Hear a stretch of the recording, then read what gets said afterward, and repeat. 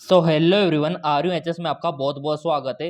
Finally RUHS BS nursing entrance exam का नया syllabus यहाँ पर जारी हो चुका है, जैसा कि ऑफिशियली आप देख पा रहे होंगे। जैसा कि आपको पता होना चाहिए कि कौन कौन से क्वेश्चंस आपसे पूछे जाने वाले हैं और उसी के अकॉर्डिंग आपको तैयारी करना चाहिए ताकि कम टाइम में आपकी तैयारी हो सके। यहाँ पर आपसे 3 सब्जेक्ट से क्वेश्चन पूछे जाएंगे, फिजिक्स, केमिस्ट्री, बायोलॉजी। बट आपको पता होना चाहिए कि भौतिक विज्ञान फिजिक्स में किस टॉपिक से क्वेश्चन बनेंगे, तो वही आपको पढ़ना होगा। जैसा कि आप यहाँ पर देख पा रहे विद्युत आवेश तथा क्षेत्र। तो इसमें अंदर अगर आप देखोगे तो कूलॉम का नियम आपको याद करना है, ठीक है। विद्युत क्षेत्र में आपको क्या याद करना है, विद्युत क्षेत्र का मात्रक आपको याद करना है और इसका विमाई यानी कि डायमेंशन और यूनिट आपको याद करनी है, ठीक है। विद्युत प्लक्स यहाँ पर दे रखा है, तो विद्युत प्लक्स में आपको क्या याद करना होगा, इसका मात्रक, कि विद्युत प्लक्स का मात्रक क्या होता है और इसकी विमाएं क्या होती है, इतना सा आपको याद करना होगा। इस प्रकार के क्वेश्चन आपके यहाँ से बनते हैं। और कूलॉम का नियम कब काम आता है, न्यूमेरिकल में। अगर कोई न्यूमेरिकल आ गया तो वहां पर कूलॉम का नियम ही काम आएगा और उसका फॉर्मूला आपको काम आएगा। तो इतना सा आपको याद करना है विद्युत आवेश तथा क्षेत्र वाले चैप्टर से। और हाँ, बहुत सारे विद्यार्थी बोल रहे थे सर RUHS की किताब किस प्रकार से हमको मिलेगी, क्योंकि सिलेबस भी उसी में दिया हुआ है और सिलेबस के अकॉर्डिंग वो किताब नए वर्जन में अवेलेबल है। तो उसका थोड़ा सा प्रोसेस मैं आपको दिखा देता हूँ। फिर यहाँ पर जो आपका जितना भी यहाँ पर सिलेबस दिखा रखा है उसके ऊपर हम चर्चा करेंगे कि कौन कौन सी चीजें आपको याद करनी है। जैसे कि स्थिर विद्युत विभव और धारिता में क्या याद करना है, विद्युत धारा, करंट, इलेक्ट्रिसिटी में आपको क्या याद करना है, ठीक है। तो चलिए पहले किताब के ऊपर फोकस हम कर लेते हैं। सो यहाँ पर नए सिलेबस के अकॉर्डिंग जो किताब है वो है आपकी ये वाली, RUHS BS नर्सिंग, आपका Rajasthan BS nursing entrance exam 2022। आप यहाँ पर देख सकते हो। तो यही बुक आपको खरीदना चाहिए। बट देखो, ये बुक आपको ऐसी वैसी जगह पर नहीं मिलेगी। ये सिर्फ एक एप्लीकेशन है, MCAS एकेडमी। उस ऐप के द्वारा आप इस किताब को बाय कर सकते हो और ऑनलाइन हाथों हाथ पढ़ाई स्टार्ट कर सकते हो। ये पूरी की पूरी सिलेबस के आधार पर बनाई गई है। तो यहाँ पर आप देख लो, पूरे के पूरे इसमें आपको solve paper, old question paper, practice question सब कुछ आपको इसमें मिल जाएगा। तो ये किताब आपको कैसे खरीदनी है, इसका प्रोसेस थोड़ा सा मैं आपको बता देता हूँ, फिर हम सिलेबस के ऊपर चर्चा करेंगे। ये किताब घर बैठे आप अपने मोबाइल से खरीद सकते हो। गूगल प्ले स्टोर पे आना है, वहां पर सर्च करना है MCAS एकेडमी। ये ऐप का लिंक मैंने नीचे भी दे रखा है, वहां से भी डाउनलोड आप कर सकते हो। ये हमने डाउनलोड ऑलरेडी कर रखा है किताब खरीदने के लिए। ये कुछ इस तरीके से ऐप ओपन हो जाता है, MCAS एकेडमी ऐप। तो यहाँ पर एक कोर्स आप देखोगे, अगर आपको लाइव तैयारी करनी है वीडियो के माध्यम से तो इस कोर्स के द्वारा आप कर सकते हो बाय करके। अगर आपको कोर्स नहीं खरीदना है, आपको तो किताब ही खरीदना है, तो नीचे आपको जाना है, ये स्टोर वाला ऑप्शन दिखेगा नीचे। ये स्टोर वाला ऑप्शन आपको दिखाई देगा, इस पर आपको क्लिक करना है। स्टोर पे क्लिक करने के बाद ये सारा का सारा आपका कंटेंट किताब यहाँ पर दिख जाएगी।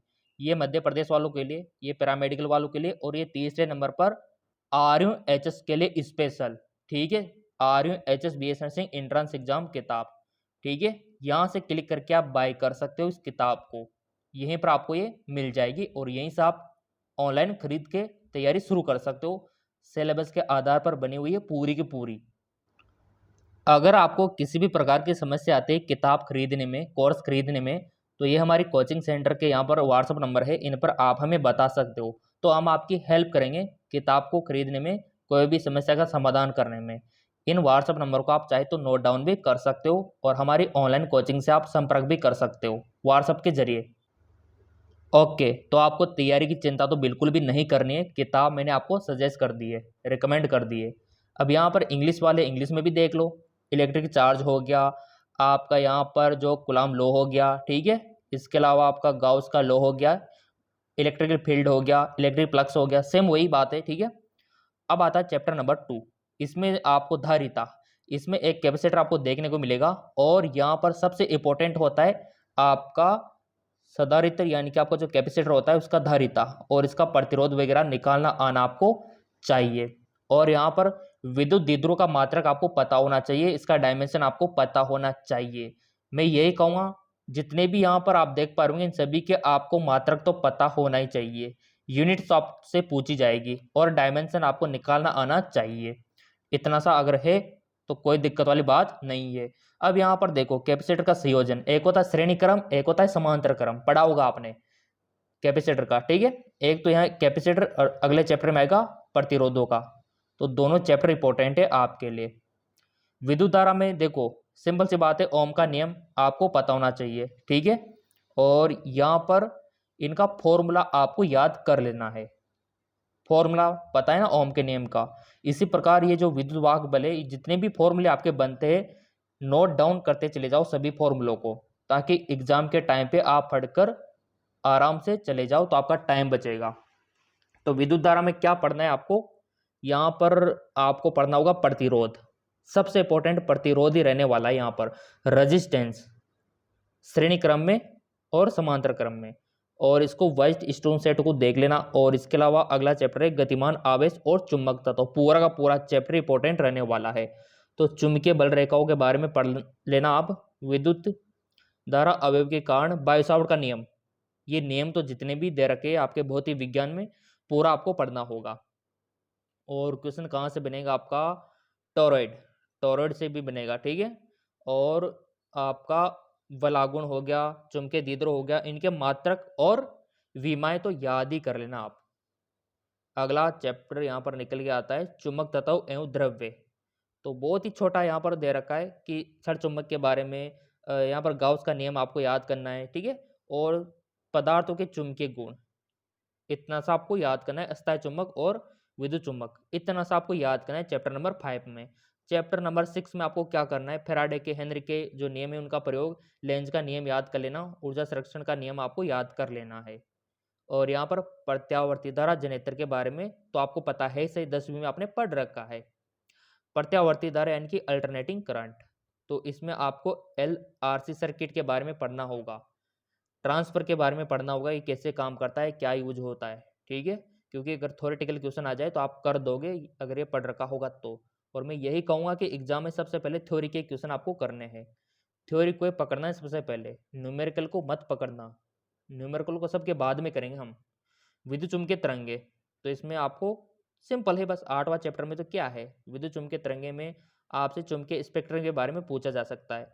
अब यहाँ पर किरण प्रकाश के में आपसे पूछा जाएगा पूर्ण आंतरिक परावर्तन हो गया, जैसे कि आकाश का रंग नीला क्यों दिखाई देता है, शाम के टाइम पे जो गोल है अंडाकार क्यों दिखाई देता है सूर्य, और तारे टिमटिमाते क्यों है, ठीक है। ये जो अपवर्तन की घटना है, पूर्ण आंतरिक परावर्तन की घटना है, ये आपको पता होना चाहिए, जो कि यहाँ पर दे रखा है। तरंग प्रकाश की चैप्टर नंबर 10, तो इसमें हाइजेन का सिद्धांत, और यहाँ पर सबसे इंपॉर्टेंट आपका रहने वाला है, इतना इंपॉर्टेंट नहीं है इनमें, तो आप बस ये तरंगों का अपवर्तन का जो यहाँ पर इनके उदाहरण है उसको देख लेना। विकिरण और द्रव्य की देह प्रकृति, इसमें सबसे इंपॉर्टेंट है, वैसे तो आपको ये चीज़ें पढ़नी होगी जो यहाँ पर दे रखी है, बट यहाँ पर मोस्ट इंपॉर्टेंट है आपका प्रोटॉन का सिद्धांत हो गया, हाइजेन का प्रकाश समीकरण आपको पता होना चाहिए, ठीक है। और प्रकाश विद्युत प्रभाव, परमाणु में देखो अल्फा बीटा गामा, ये सारी किरणें आपको पता होना चाहिए, इनके रेंज आपको पता होना चाहिए। और आपका स्पेक्ट्रम, परमाणु बॉम्ब से भी क्वेश्चन काफी बार बनता है कि कैसे काम करता है, रदरफोर्ड का नियम, ठीक है। अब आता है नाभिक यानी कि न्यूक्लियाई, तो यहाँ पर इसकी संरचना तो पढ़ रखे 9th में 10वीं में, ठीक है। नाभिकीय बंधन ऊर्जा को देख लेना। और रेडियो एक्टिविटा, इतना मोस्ट इंपॉर्टेंट है आपका अर्धआयु रेडियो एक्टिविटा, देखो एक होता है हाफ लाइफ यानी कि अर्धआयु, एक होता है रेडियो एक्टिविटा, तो ये आपको याद करना है, नाभिकीय ऊर्जा, ठीक है। और अब आता है आपका मोस्ट इंपॉर्टेंट, पूरा का पूरा चैप्टर इंपॉर्टेंट, अर्धचालक यानी कि सेमीकंडक्टर, इतना इंपॉर्टेंट है क्योंकि पूरा का पूरा थ्योरेटिकल है। पीएन संधि से क्वेश्चन बन सकता है, डायोड से क्वेश्चन बन सकता है, आपका ट्रांजिस्टर से क्वेश्चन बन सकता है, ठीक है। और कलर कोड, पता है ना कलर कोड, चैप्टर नंबर 2 या 3 में कलर कोड के बारे में आपने पढ़ा होगा कि कैसे काम करता है colour code. BB Roy great Britain very good wife, तो वो वाला भी याद कर लेना, ठीक है। और यहाँ पर ट्रांजिस्टर आपको पता है सही, और इतना सा आपको कर लेना है, तो ये फिजिक्स का हो गया। अगर आपको यहाँ पर रसायन विज्ञान का, बायोलॉजी का भी चाहिए तो आप कमेंट करके बता सकते हो, बाकी ये सब आपको याद करना होगा, मोस्ट इंपॉर्टेंट मैंने आपको बता दिया। और हाँ, गेट के बारे में भी देख लेना थोड़ा सा, यहाँ पर दे तो नहीं रखा वैसे, बट गेट से भी क्वेश्चन बनता है, ठीक है, एंड गेट, नॉट गेट, ठीक है। सिलेबस बहुत छोटा है, पूरा का पूरा 12th का ही रहने वाला है आपका, 12th एनसीईआरटी का, कहने का मतलब एनसीईआरटी, पूरा का पूरा वही रहने वाला है आपका सिलेबस। और इसी सिलेबस के आधार पर बनी है ये RUHS base nursing entrance exam की किताब। एमकेएस एकेडमी ऐप पर मिल जाएगी, लिंक नीचे दे रखा है डिस्क्रिप्शन में।